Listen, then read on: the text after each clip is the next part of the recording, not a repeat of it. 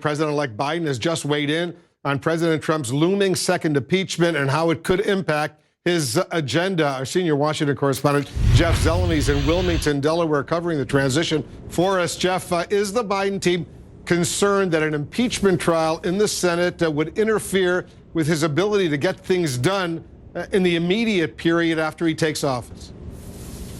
Wolf, they absolutely are, but they also realize that impeaching or punishing the president, in their view, is the right thing to do, and they can't stop anything that is going on right now in the Congress. But of course, President-elect Joe Biden wanted to focus on the vaccination rollout. He wanted to talk about his economic plan he was hoping to pass in the opening days of his term. So they're looking for a variety of options, including one where the Senate could perhaps work on COVID and impeachment at the same time. Take a listen. Can you go half day on dealing with the impeachment and half day getting my people nominated and confirmed in the Senate, as well as moving on the package? So that's my hope and expectation. I don't know. I haven't gotten an answer from the parliamentarian yet. So Mr. Biden talking to reporters there here today at a hospital just outside of Wilmington after he got his second COVID-19 vaccination, but he was talking about the possibility of the Senate doing double duty of going forward with the impeachment proceedings if the House passes the article this week, which they are certainly expected to do, as well as passing some type of a COVID release bill. But that's an open question if they can do these two things at once. But the reality here is this is still going to hang over the opening days of the Biden presidency, regardless, Wolf. Certainly is. All right, Jeff Zeleny in Wilmington, thank you very much. We're joined now by Democratic Representative Cedric Richmond of Louisiana. He's a co-chair of the Presidential Inaugural Committee. Congressman, thank you so much for joining us. I know you've just revealed the theme of the inauguration, and I want to discuss that, but let's begin with the security concerns that we're now learning about. We're learning that armed protests, according to an internal FBI bulletin that CNN has obtained, are planned for next week at all 50 state capitals, including here in the U.S. Capitol. And there are direct threats in this bulletin that have been received, threats against the President-elect Joe Biden, the Vice President-elect Kamala Harris, and the House Speaker Nancy Pelosi. Do you share the President-elect's confidence in inauguration security, first of all, because a lot of us are worried?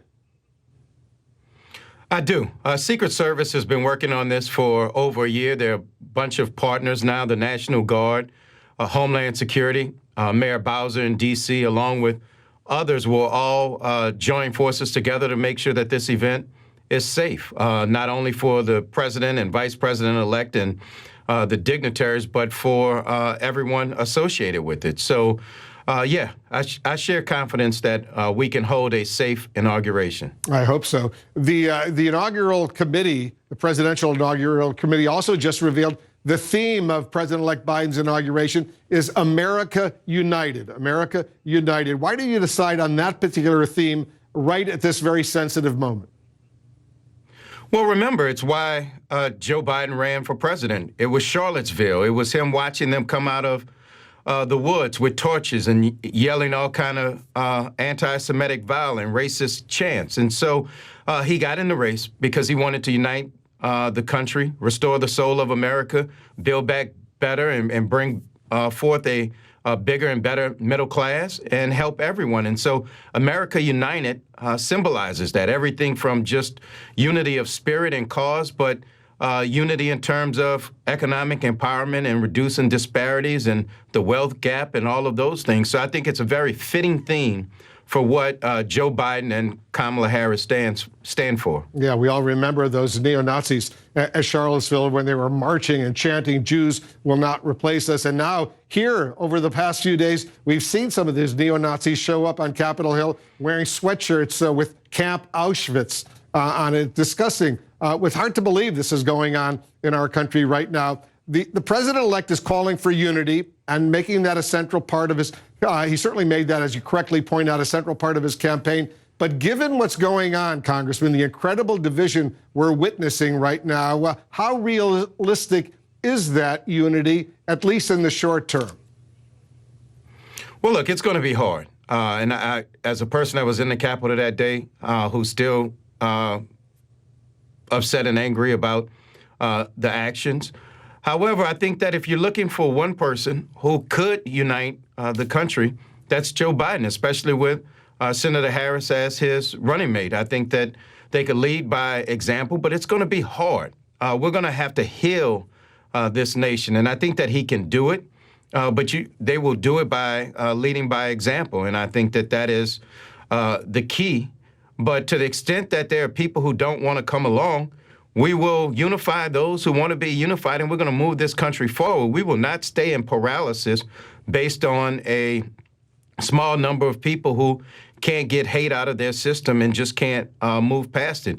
And no matter what this current president does to incite it, to create division and all of those things, we will come together as a country. Yeah, the sad thing, though, Congressman, is that I'm not so sure it's a small number of people. It looks like it's a lot more than just a small number of people. One quick question before I let you go. In addition to being in charge of the inaugural committee, you're the incoming senior advisor to the president. You're the director of the Office of Public Engagement. You're going to be giving up your House seat. What specifically is your number one goal when you go and make the transition from the legislative branch to the executive branch?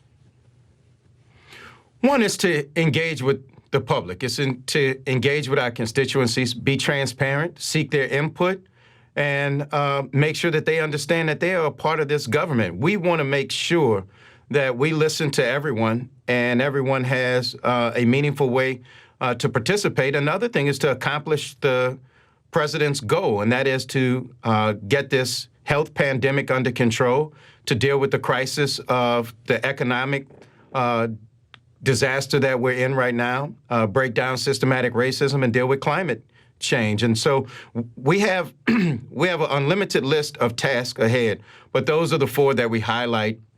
And we have to deal with immigration and other issues. So it's to hit the ground running, but to lead by example and be purposeful. And you got the coronavirus pandemic, which is a disaster right now as well. Congressman, good luck to you. Thanks so much for joining us.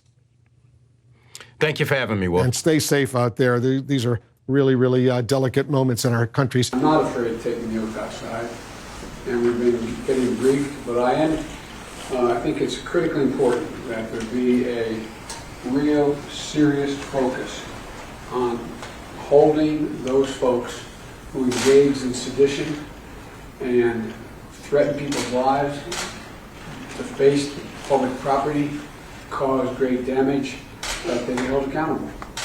And I think that's a view that is held by the vast majority of Democrats and Republicans in the Congress.